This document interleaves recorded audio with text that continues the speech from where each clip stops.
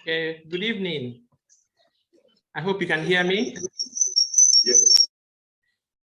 Okay, thank you so much. I'm very conscious of the time, so we'll do this real quick. Okay, I'm sharing my screen right now. Okay, so this is basically people's expectations in a technology-driven society. Now, I'm not going to repeat all that have been said, but we just go straight and find a way to encapsulate all of this so that it can help us for our discussions. But we all know that Nigeria has a number of problems, quite a number of them, from corruption to insecurity to power issues, the weak Naira, identity issues, a lot of them. We are all Nigerians, we know all these problems. So we now want to find out, these are the problems that make us, be referred to as a developing nation. So, but we think technology can help us to tackle these problems, especially if we apply technology in a very strategic manner. So talking about good governance, we know that governance itself confers both power and authority, and it's expected that it should meet citizens' needs and establish safer societies. But most importantly, it should also ensure two major things, which are security and welfare of the people. Now, talking about welfare, we know that there is also a constitutional element of welfare. Section 14, subsection 2B of the 1999 Constitution says that the security and welfare of the people shall be the primary purpose of government. So to that extent, then, it means that it's important for governance to take the well-being and the security of the people to heart. The same Constitution in section 18, subsection 2 says that government shall promote science and technology. That means that government recognizes the importance of technology. So we are all gathered here today because of an aspect of technology which is important for governance, and that is digital technology. This has been variously described, so I'm not going to go into that. But how do we measure people's welfare? First of all, is by the level of satisfaction with the economy. To what extent do they feel free to move about and have peace of mind? Now, having said this, where does technology come in and where does the E come in? Globally, we know that technology is an enabler. ICT, automation, is an enabler because it helps government procedures to be facilitated. It improves processes, and most importantly, it also introduces a high level of transparency in the functions of government. And that's why we talk about e-government. Now, can technology work in Nigeria? I will leave you to answer that, but I think it should. If we look at all that we have gone through from 1999, the telecoms revolution, today our teledensity is 105% as at July, according to NCC. Compare that to only 3.7% as at 1999, we have made huge progress. Even in the area of banking reforms, we now have a BVN, we have apps that people can use from the comfort of their homes and achieve stuff. CBN is doing a lot.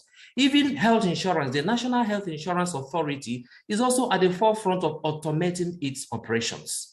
These are all working. Inland revenue, NIMC, immigration, all of them. All of these put together can make us confidently say, yes, technology can work in Nigeria. But we know we have our peculiarities, and probably those are the things that make us have some issues from time to time. Technology generally is known to be an enabler because it facilitates operations, and it also helps to improve the functions of government. Now, let's go real into the expectations of people from technology.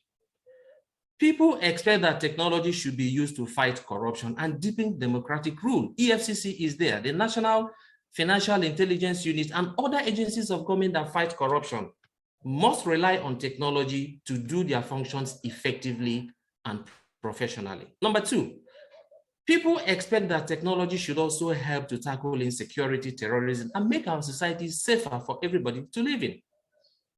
Technology should also help us to fix the economy and strengthen the healthcare services, revamp our education system, and also help to drive foreign direct investment. And this is very, very important because foreign direct investment helps to improve our national prosperity. Technology, that's digital technology, is also expected to automate budget implementation and help to checkmate leakages so that it can be minimized and then the excesses can be channeled to some developmental projects. The list goes on and on. Technology also helps us to monitor and evaluate government through checks and balances. Because digital technology can help to archive data, agencies of government can now go back and do an audit trail and find out what has happened in the past in order to plan for the future. Technology also helps to establish and administer multi-level policing. Today, there is a lot of call about community policing. If technology is applied properly, this can also help us to tackle insecurity. And of course, we are talking about harmonization of identity. Someone spoke earlier about having to replicate silos of database here and there. Technology helps us to maximize the efforts of harmonization. I know that the National Identity Management Commission has been doing a lot on this for a very long time with other agencies that also aggregate data. These are the things technology can do for us. Now, there are a few recommendations. First of all, for governments, there is need to improve digital literacy. So we are talking about capacity building. People can only act or use technology based on what they know. And therefore, it's a duty of government to educate and to have orientation and sensitization initiatives that will improve people's digital literacy. Number two, recommendation for INEC. Interestingly, by tomorrow, which is 28th of September, elections or campaigns will start. And this is by INEC. INEC is the umpire. And so INEC must embark on continuous improvement of its technology. There are best practices in cybersecurity and in other areas of technology to ensure that INEC maintains the confidentiality, the integrity, and availability of the critical information that it manages, because an election properly conducted using technology can make the difference between peace and anarchy. The second thing for INEC is also the pre-election and the post-election audit trail. These should help using technology to aggregate information so that even if there are debates or disputes or issues after the election, the data should still be coherent and maintain integrity for those who want to use them to follow up. Number three will be recommendation for voters. Voters and the electorate must take advantage of digital tools to participate in the whole exercise. And of course, citizens should ask the right questions and have verifiable evidence about the security of the technology that is being used. In so doing, the electoral umpire will be able to make amends where necessary. Now, the final recommendation will be for the candidates and the parties. I think it is now high time the candidates should tailor their campaign promises to accommodate technology. And they should be able to tell Nigerians how they can apply this technology to solve all those challenges that we've been talking about all day. And so political parties as well are expected to include digital technologies in their manifestos, and this should form the bedrock of their campaigns. Finally, for the private sector, because no nation develops without participation of the private sector. The private sector should be given enabling environment, and they should be able to take advantage of this, including the legal frameworks to improve automation in all the ways that they participate. So we now know that technology is the bedrock of good governance, whether we are talking about e-health or digital education or e-agric or e-passport, name it, whatever it is, the core is digital technology to drive the census, to drive e-budgeting, and every area of our operations in government. So whenever government institutions are able to apply technology to improve processes and then to make them more efficient, then we can boldly say that government is practicing e-government. Now, in conclusion, I need to say that it is almost impossible for any government or any country to make significant progress without embracing technology.